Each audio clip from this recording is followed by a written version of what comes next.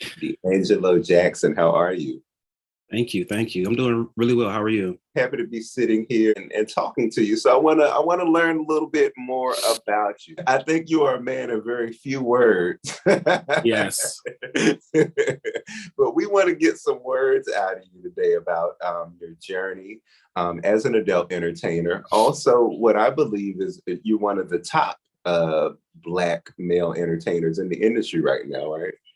I wouldn't toot my own horn, but yes. You can toot it a little bit. You earned it. You also recently won an award. I believe it was the top actor of the year award in 2020 at the GAYVN award, porn Oscars. And Yeah. as the first male of color to do that in 20 years, how did that feel? It was really, really humbling as far as I was concerned, just being the first, I really think I was going to win. So once it happened, for me, it was really important to let people know that this award wasn't just for me. It was just, for everybody sitting at the table that was, people of color. When we talk about adult entertainment, what is the issue there? You would think there would be more freedom and more representation there, but what seem to be some of the challenges around race and adult entertainment? It's not going to stop because it's, adult entertainment, unfortunately. And we've come quite a ways, being, Black men within the industry, gay Black men within the industry, to be represented in a manner that's not degrading, or we're not looked at as being, BBCs and, big black cocks, if for anyone doesn't know what that means. It's just looked at as just, being just a part of our bodies, or just one part of our bodies. As far as being thugs and stuff like that. So it just is something that is slowly, as have begun to change. And I've hoped that I've played a small part in changing the narrative and the view of gay Black men within the porn industry. What are some of the experiences that you've had around race in working as a Black gay man in the adult entertainment industry? Being fetishized, being categorized and, placed in a box as far as what you can do. Not really given an opportunity to expand as far as, acting, or just really just being a piece of meat, essentially. And just like being paid less or not really getting that many opportunities for work, not getting callbacks. When you have your other peers that are getting callbacks, they may not even have the same following as you, but it's just one of those things where it's person by person, their experience. Do you think that Black men in the business are judged a little bit harder on say the size of their penis or what their ass looks like or body looks like? Oh, absolutely. Absolutely. They assume, Black men all have huge penises. And that's not the case. They base it off of, the category of the BBC. If you don't have that or a large ass, I mean, like, they're really asking, like, what do you bring to the table? As far as that, they aren't really judging their white peers like that. Anyone, that's not like, that's just my personal opinion, just from what I've seen. You can go on Pornhub, you can see this stuff. Thank you for being open about that too and honest. I really appreciate it. How are you still able to sleep with a white person on set if you know that this is what goes on in the business? I'm an Army brat. I was, raised all around the world. So for me, diversity was always really important. So, I mean, I grew up and dated people of all hues and colors. So for me, it's not odd or awkward, but what I don't want to do is to feed into the narrative or the stereotype or the fetishization of Black men. So I'm not coming in there, with a prison suit on, or I'm not the plumber or something like that. If the story doesn't match or line up, I'm just not going to take it, or we have to change something. It's not easy. I've been on set before where things are just not really have lined up, and I've done some scenes that are questionable, that I would say, looking back on now.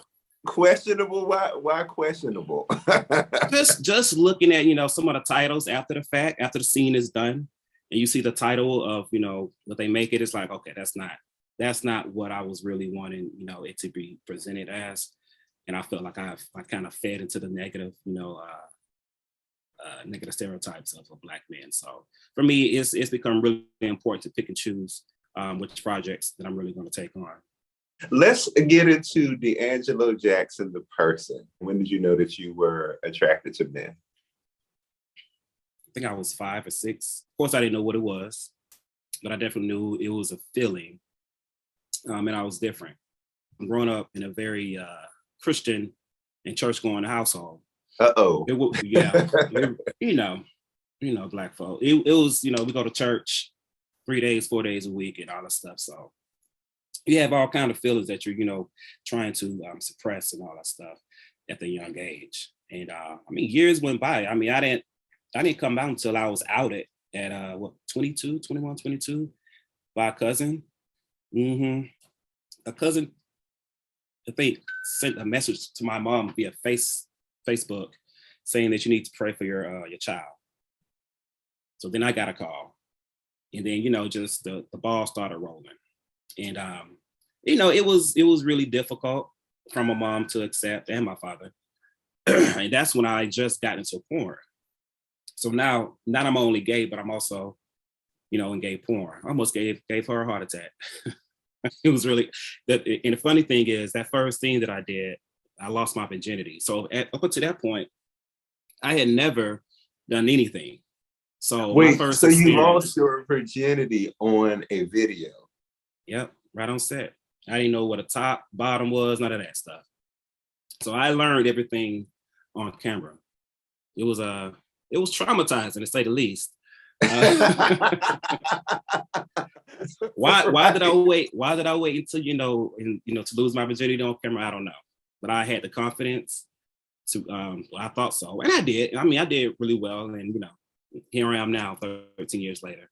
But yeah, it was traumatizing. So it was a lot within that first year that happened. Me being outed, and then finding out that I'm gay porn and losing my virginity. So I could have turned south and just be doing anything right now as far as getting on drugs and all that stuff, because it'd be really traumatizing when you don't really know who you are at that age, and you're getting into a business that can just really chew you up and spit you out if you aren't ready for it. What was it? Did you get tricked into it? How did that happen? No, I was going to college, and I needed, they say quick money is never easy money. I should have known that. I said to myself, well, I'm looking for a little part-time gig, so I'm not eating ramen noodles anymore. Started not having any money in my pocket. So I went online and applied to a few websites, got a call back.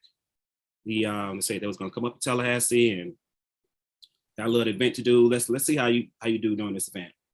Only thing I had to do was just stand behind the booth with my shirt off, passing out flyers. So I was fine. 2 weeks later, I went down to Orlando and did my first scene. Now the director, he didn't know. I was never going to tell him I have no experience, because he's gonna turn me away. So what do? You eat ass, you suck dick, you're top, you're bottom. I said, well, I don't know much, but I know that I'm not a bottom. That sounds like I'm receiving. So I'm like, I know I'm not gonna go that route. Okay, so you had never had sex before at all. Mm-hmm. And you went in and you did this scene. What was that like? Like, did you have anxiety? A lot of different emotions all at once. But, to have those lights and to have, that camera right there in front of your face, you're just really just trying to get through it and trying to focus on your co-star and just really trying to forget about anything else that's in the room. Now, I didn't know what I was doing. But, from what I've seen on videos, I knew what I needed to do. That makes any sense. So I just kind of just really just went with the flow and was just counting down the minutes until it was over with. It was something else. It was really something else. I wouldn't advise anyone lose their virginity on camera, because you just always have that with you. But it was something else. It was I guess it was special. Looking back at it now. You don't regret doing that on camera, though? No, I don't regret. No. So how have you been able to develop what some people would call a regular, relation to sex? Or do you think, how you relate to sex now is just what it is. Now, I don't have a lot of sex outside of when I'm not on set. I'll say that. I'm not sure if that ties into what I do for a living, or when I come home, the last thing I want to do is have sex. I just want to just unwind and relax. But I think it's important to really set, especially if you are in a relationship, to really draw that line. Like, this is business. My co-stars are just co-stars. What we're doing is, this is entertainment. When I'm home, that's actually the sex I can really, truly, really enjoy without everything else that's going on. It's with someone that I really want to be with first. So it kind of enhances that kind of feeling of intimacy, as far as I'm concerned, as opposed to being on set where every position is scrutinized and all the lights. So it's become easier and easier throughout the years for me to separate that out. And I think it's important mentally, for your mental health, to really draw that line, so you don't get it mixed up, or you can have some issues down the line, especially in your private life. How did you learn to separate them, and how did you meet someone who taught you that, or did you have a certain experience? So, like, how did you learn to separate the two? I taught myself how to do that for my mental health, is because for me, when I'm not performing, I'm a really reserved kind of a person. I won't say shy, but I'm like really reserved and low key. And when I'm working, it's a different kind of an animal, different kind of beast that you're I'm acting, essentially. I did date someone who knew what I was doing, and it was fairly easy for us to be together because he knew that it was just that. It was business. It was work. When I'm with you, you have the genuine, real deal. That's DeAngelo is just a performer, entertainer that's on screen. Don't pay any attention to who I'm working with. Just keep in mind that this is a business. It's entertainment. It's acting. When I'm home, you have all of me. It's just you and I. It's very important to always have open communication with anyone that you're with about what's going on.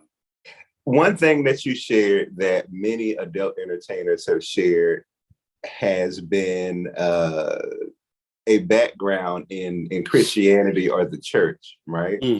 And so I think for many Black gay men, especially from the South, we know about Jesus.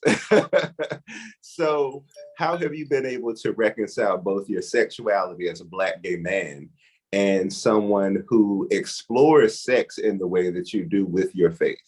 I'm more spiritual now. I can't tell you the last time I've been inside somebody's church. This is the way I feel. I think Black folks are the most judgmental, especially Black churchgoers are the most judgmental people ever. Oh, yeah. Now, and if you're gay at that, it's a lot to deal with. I'll prefer to have my relationship with God without having to, to go to church, have my conversation with him and, deal with my demons the way I want to deal with them. And it's just, have that conversation one-on-one with God the way I do. But I'm more spiritual now than I am, a religious type of a person. I don't think God loves me any less now. He knows my struggles. He knows what I want to do. He knows what my heart is, whatever I'm doing, anything. So he's going to shine a light on positive things and keep me anointed and keep me going in the right direction and blessed, because I'm extremely blessed. You wouldn't think, some people, so how are you saying that you're blessed? I'm extremely blessed. I'm healthy, doing really well. In a beautiful, happy relationship. So for me, I feel extremely, extremely blessed and still anointed, if that makes any sense. That's beautiful. I love that. Let's talk about mental health and navigating the adult entertainment industry. I'm pretty sure you've seen drugs. I'm pretty sure you've probably seen sexual abuse. There's also been racism, all sorts of other issues. How do you navigate it all, and how do you stay grounded? I've had my fun. Don't get me wrong. To a certain extent, you can feel when you're like, what, something ain't right here. I may be moving in the wrong direction, and I may not need to do that no more, or it could become a problem. Because unfortunately I've seen quite a bit of my my friends and co-stars really try to numb whatever they're going through drugs or whatever. So it's that right there is a warning enough for me. It scares me enough to really just keep my head down, focused, work, and get my ass home. Get somewhere and sit down. I mean, that's what's really has really kept me very humble and healthy. Your family, does your family know what you do? Are they supportive? Well, like I mentioned, my mom knew later on. I think my dad knows. I'm not sure if he does. He hasn't mentioned it. My brother knows. I think like majority of my family knows. They don't really care. You know, they know me. They love me. They see me. I'm doing well. I'm healthy. It's not something that's an issue for most of my family. I don't think. And the only one that it was an issue for that she had a hard time dealing with because she thought I was going to get HIV/AIDS was my mom, and she ended up passing about almost a year ago, and we were still like on kind of like bad terms because of it, unfortunately. So it's one of those things. But I said, Mom, I'm doing great. And I think one of her last words to me was, "Oh, I'm so proud of you because you won an award. So I don't agree with what you're doing, but I respect it, and I'm proud of you." That's all you can really ask for when it comes to your parents. What has been your most memorable experience working on set or in the industry?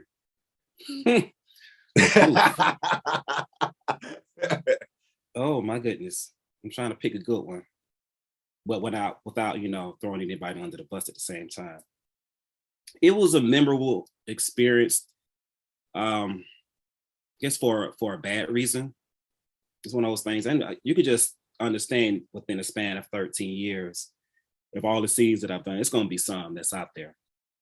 And I think one of the most memorable ones that I've had. This was with a porn model is and loved, and we did our scene.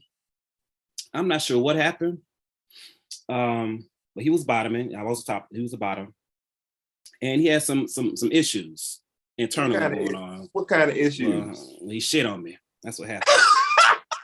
That's what happened. He shit on me. So I was thoroughly disgusted. And was it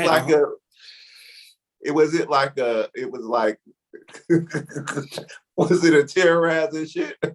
It was traumatizing because it was so much, and he had the whole hotel room just lit up. It was just, it's one of those things we really have to be professional.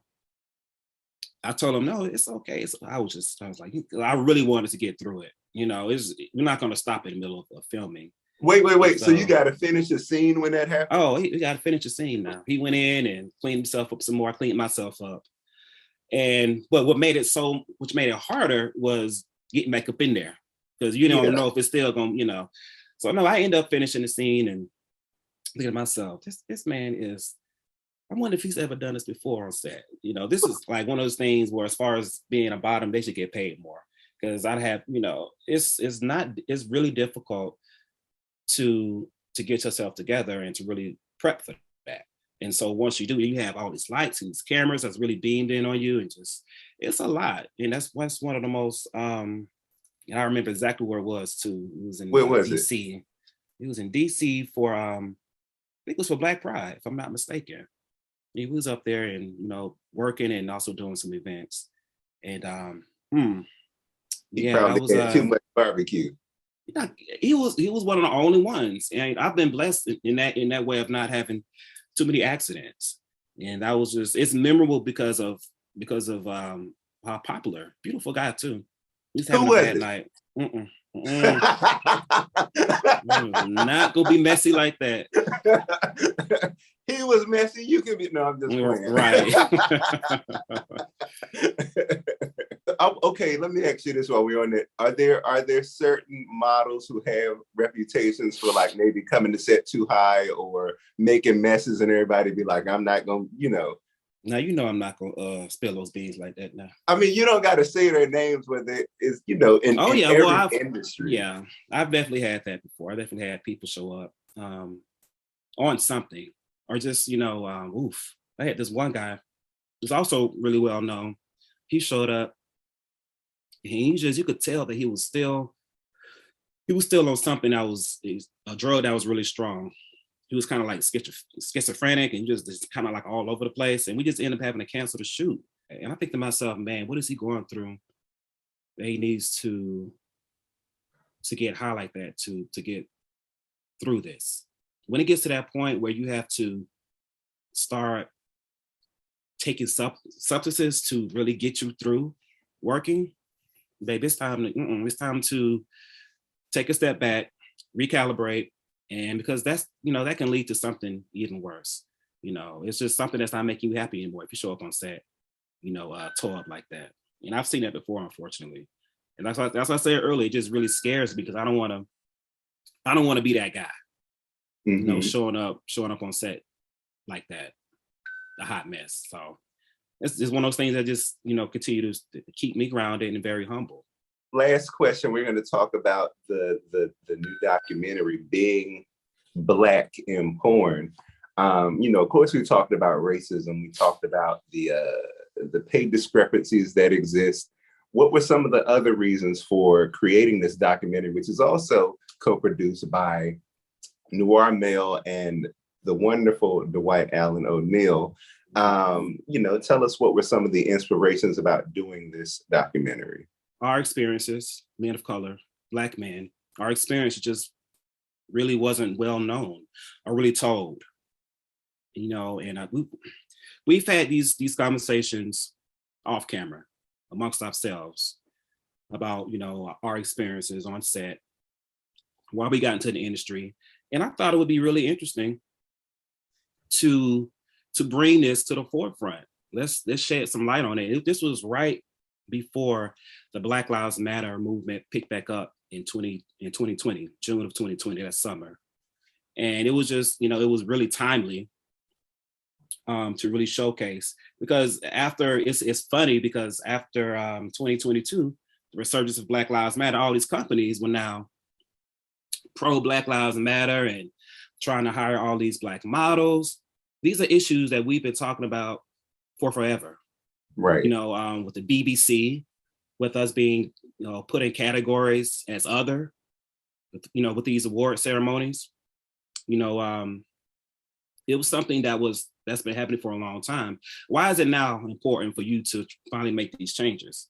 And I wanted for this film to shed some light on it a little bit.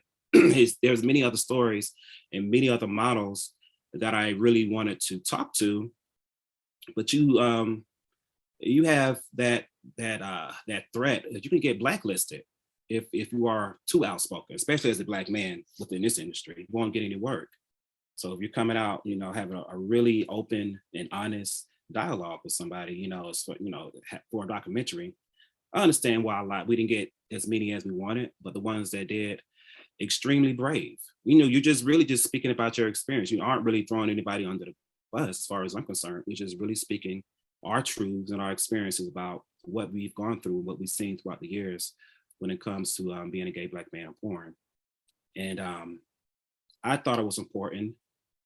It was something that was I hope it really opened up some eyes, and it makes a little bit of a difference, within, the guys that come behind me. That's what's important to me. When I leave this industry, I want to leave it better off than when I came, when I first joined, years ago. But now I guess everyone's doing OnlyFans, so it's kind of it's different than what it was 10 years ago. But within the adult industry, the studios, I want for it to change. I want for producers, I want to have Black producers, Black directors, Black story writers. You can't really, it's really hard to get a good script by someone who doesn't have that experience. Hence why you have to read it over and scratch some stuff out. This not going to work.